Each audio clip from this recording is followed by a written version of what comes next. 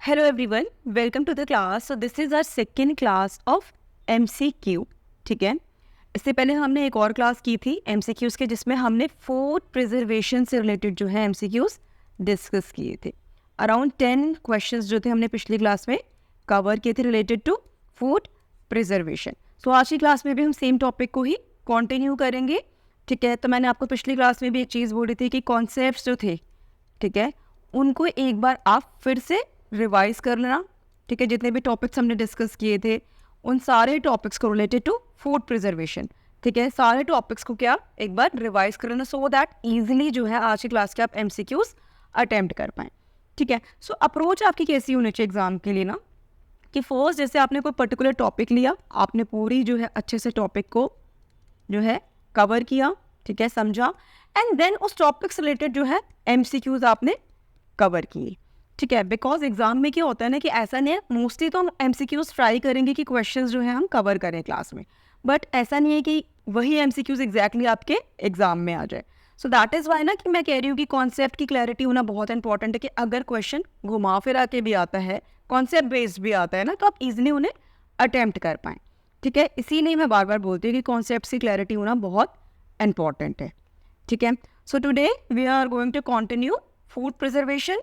ठीक है, so first question of today's MCQs class is, what temperature and pressure are typically used in pressure canning for most low acid foods? So यहाँ पे किन की बात की जा रही है, यहाँ पे low acid foods की बात की जा रही है, कि जब हम उनकी कैनिंग करते हैं low acid foods की, तो कितने टेम्परेचर एंड प्रेशर का जो है यूज़ किया जाता है. मतलब क्या कि टेम्परेचर एंड प्रेशर जो है कितना अप्लाई किया जाता है.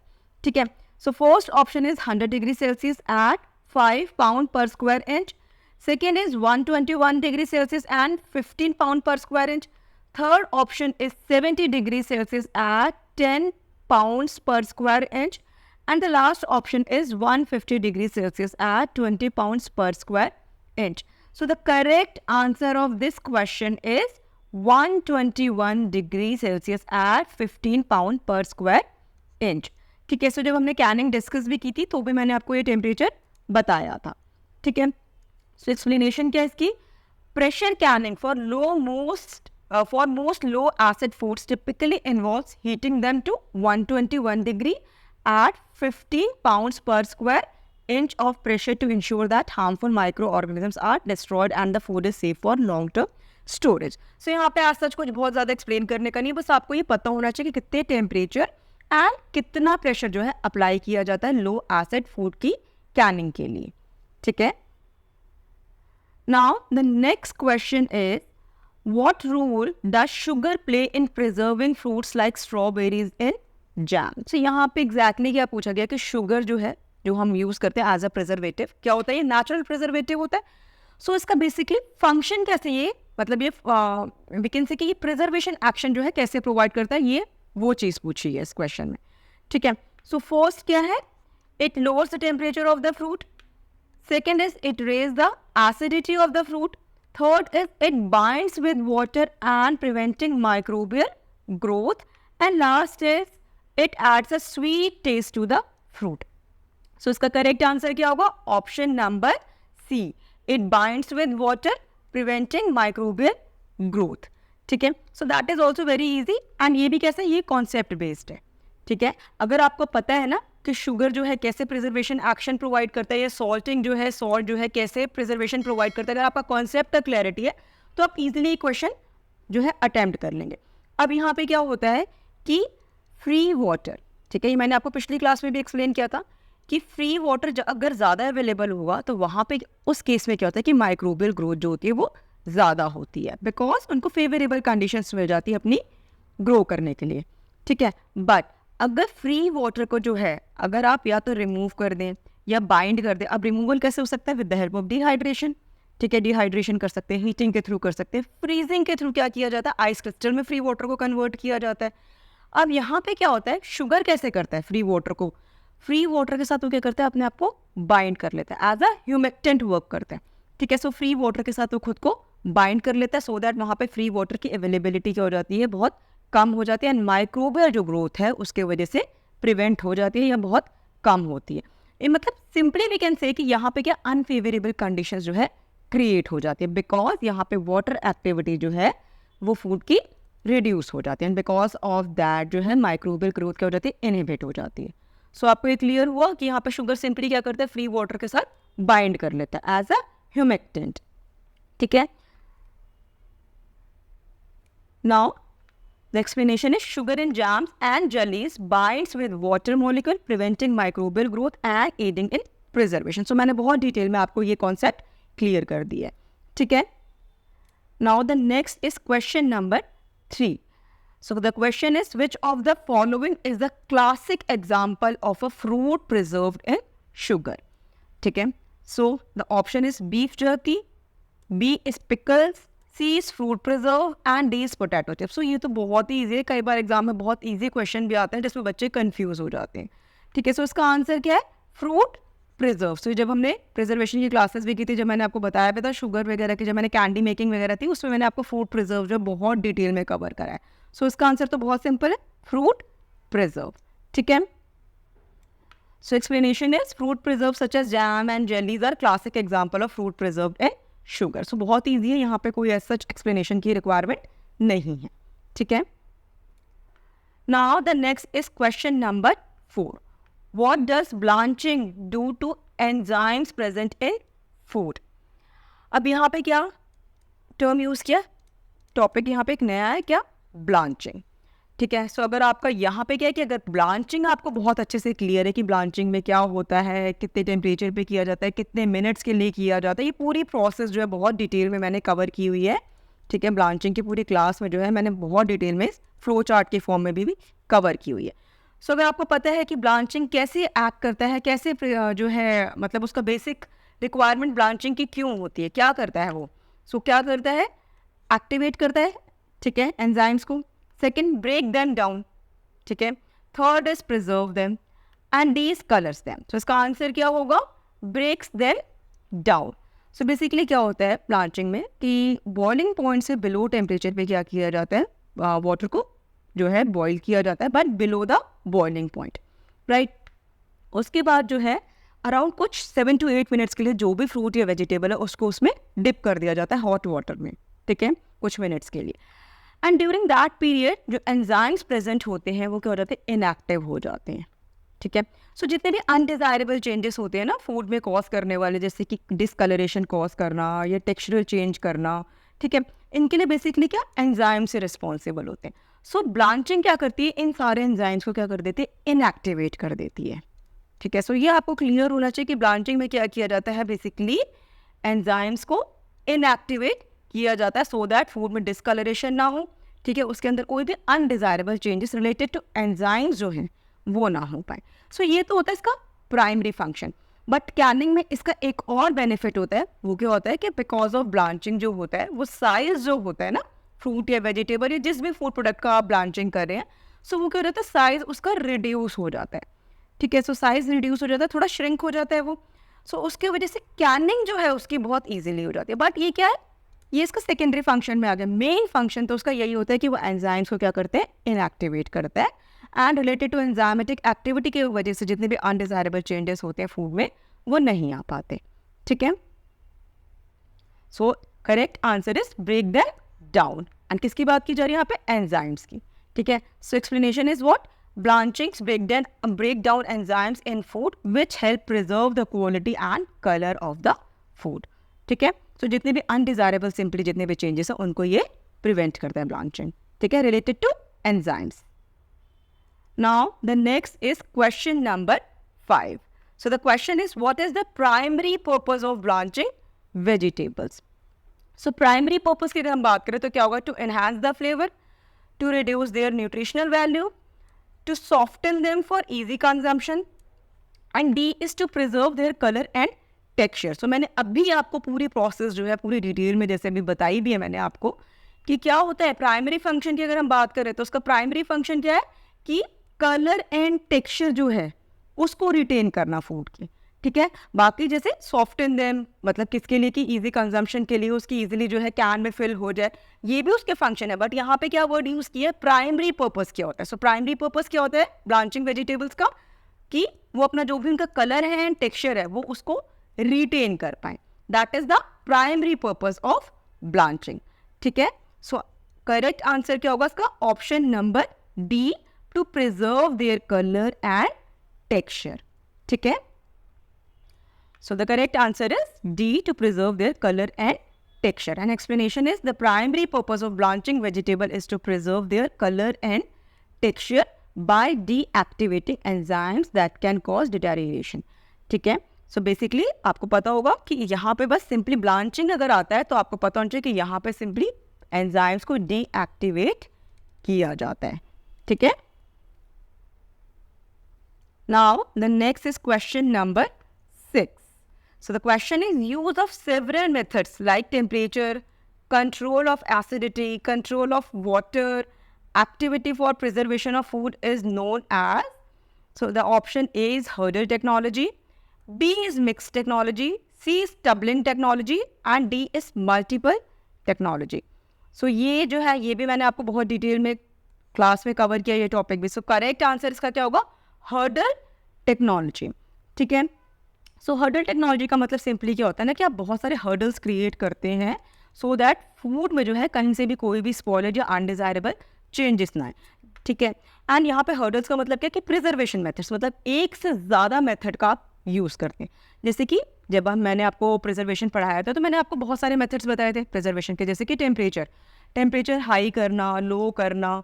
ठीक है, कंट्रोल ऑफ एसिडिटी को कंट्रोल करके, लाइक एसिडिटी को एनहांस करके जो है फूड में प्रिजर्वेशन वैल्यू जो है ऐड करना.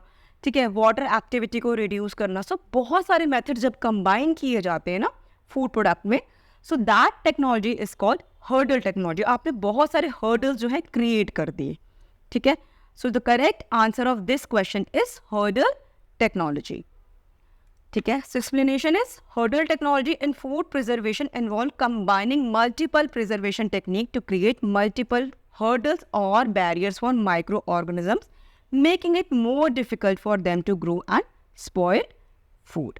ठीक है, मतलब मल्टीपल यहाँ पे आप टेक्नोलॉजीज का यूज़, मल्टीपल मेथड्स का यूज़ जो है करते हैं. जैसे कि यहाँ पे आपको देख रहा होगा कि फर्स्ट आपने जैसे टेम्परेचर कंट्रोल किया, राइट. सेकेंड आपने वाटर एक्टिविटी कंट्रोल की. थर्ड आपने एसिडिटी कंट्रोल किया थर्ड मेथड में. देन आपने रिडॉक्स पोटेंशियल जो है उसको कंट्रोल किया. एंड लास्ट में आपने with the help of decreasing pressure और इंक्रीजिंग प्रेशर जो है वो फूड में प्रिजर्वेशन वैल्यू को ऐड करने के लिए यूज़ किया. सो यहाँ पे आपको दिख रहा होगा कि काफ़ी सारे मेथड्स का जो है यूज़ किया जा रहा है, काफ़ी सारे टेक्नोलॉजीज का यूज़ किया जा रहा है. So this type of method is called hurdle technology. ठीक है, जहाँ पे एक से ज़्यादा मेथड्स का, प्रिजर्वेशन मेथड का यूज़ किया जाता है. ठीक है, फूड को प्रिजर्व करने के लिए और भी कैसे कि माइक्रोबियल ग्रोथ को इनहिबिट करने के लिए. ठीक है, एंड अगर हम यूजेस की बात करें ना, हर्डल टेक्नोलॉजी का यूज़ कहाँ किया जाता है मोस्टली. सो जैसे कुछ फूड प्रोडक्ट्स में स्पोर फॉर्मिंग जो बैक्टीरिया होते हैं. ठीक है, जैसे स्पोर फॉर्मिंग का एग्जांपल कौन सा हुआ? Clostridium botulinum. ठीक है, सो जैसे स्पोर फॉर्मिंग अगर बैक्टीरिया ग्रो कर गए हैं फूड में, सो उनको रिमूव करने के लिए एंड उनके स्पोर्स को रिमूव करने के लिए, दैट इज़ वेरी डिफिकल्ट, बहुत डिफिकल्ट होता है स्पोर्स को रिमूव करना, किल करना. सो उन पर्टिकुलर बैक्टीरिया को रिमूव करने के लिए, उनके स्पोर्स को रिमूव करने के लिए हम क्या यूज़ करते हैं? हर्डल टेक्नोलॉजी का यूज़ करते हैं, जहाँ पे हम एक से ज़्यादा मेथड का या और वी कैन से एक से ज़्यादा टेक्नोलॉजी का यूज़ करते हैं to remove the spores as well as their micro organism. ठीक है, सो ये आपको पता होना चाहिए. ठीक है, now next is the question number 7.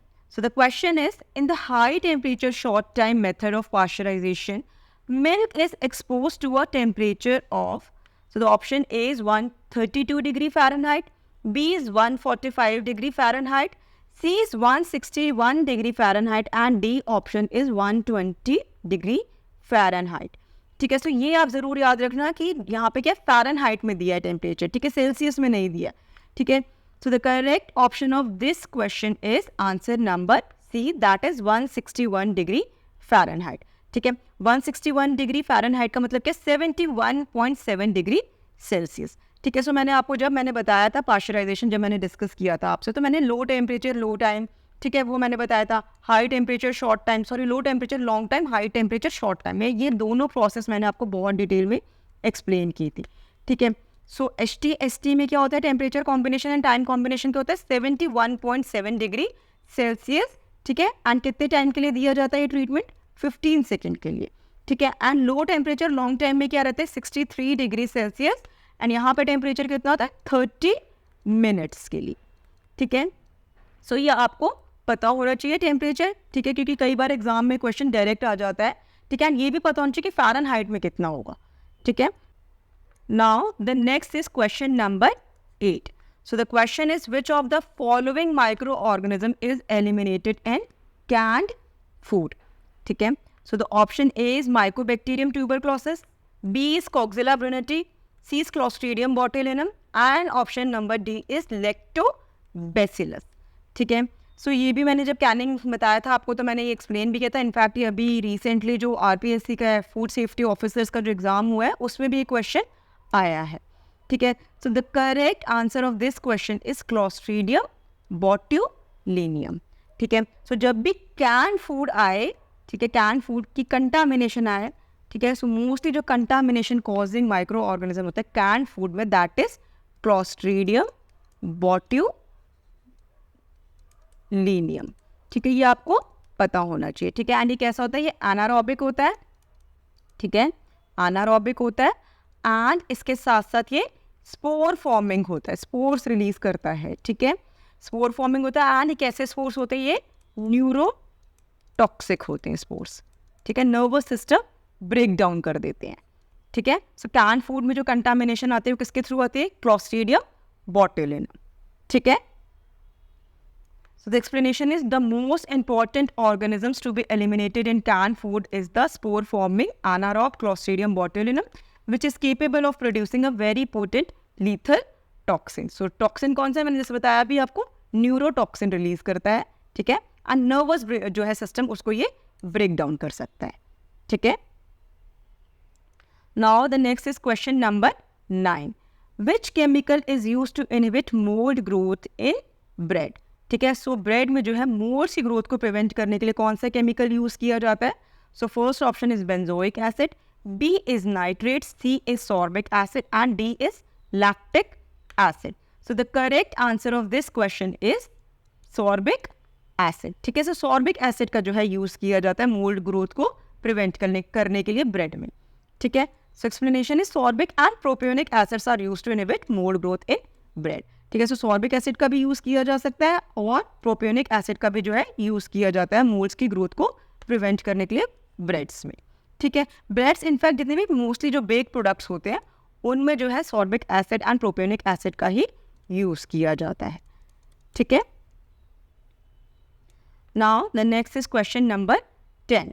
So the question is sterilization occurs at high temperature for long period of time, ठीक है. सो यहाँ पे आपको सिंपली ट्रू एंड फॉल्स में आंसर करना है. तो इसमें क्या पूछा है कि जो स्टरलाइजेशन जो हम करते हैं जो काफ़ी हाई टेम्परेचर पे की जाती है वो काफ़ी लॉन्ग ड्यूरेशन के लिए जो है ट्रीटमेंट प्रोवाइड किया जाता है. तो ये स्टेटमेंट ट्रू है या फॉल्स है सिंपली. सो ये स्टेटमेंट कैसी है, ये फॉल्स है कि स्टरलाइजेशन टेम्परेचर हाफ जो है स्टेटमेंट वो ट्रू है. हाई टेम्परेचर पे जो है स्टरलाइजेशन जो है प्रोवाइड की जाती है, बट लॉन्ग ड्यूरेशन के लिए और we can say long period of time के लिए जो स्टरलाइजेशन नहीं की जाती, ठीक है. So the statement is false, ठीक है. सो एक्सप्लेनेशन क्या, sterilization exposes milk to ultra high temperature for very short period of time, ठीक है. For example 300 degree Fahrenheit that is 148.9 degree Celsius for 1 to 2 seconds. तो यहाँ पे time duration कैसे बहुत शॉर्ट होता है एंड टेम्परेचर जो है काफ़ी हाई होता है. सो स्टेटमेंट कैसे हुई, वो फॉल्स हुई, ठीक है. सो आपको पता होना चाहिए कि टेम्परेचर जो होता है काफ़ी हाई होता है, बट अगर हम टाइम की बात करें स्टरलाइजेशन में तो काफ़ी कम होता है. बिकॉज अगर बहुत ज़्यादा जो है मतलब हाई हीट ट्रीटमेंट आप ऑलरेडी दे रहे हैं, ठीक है, टेम्परेचर ऑलरेडी हाई है, एंड अगर आप ड्यूरेशन भी टाइम की बहुत ज़्यादा रख देंगे ना तो फूड की क्या होगी, न्यूट्रिशनल वैल्यू जो होती है वो रिड्यूस हो जाती है एंड इसके साथ साथ उसकी क्वालिटी भी रिड्यूस हो जाती है. रिलेटेड टू टेक्सचर हो गया, फ्लेवर्स हो गया, वो भी रिड्यूस हो जाते हैं. इसीलिए जो टाइम होता है काफ़ी कम दिया जाता है, ठीक है.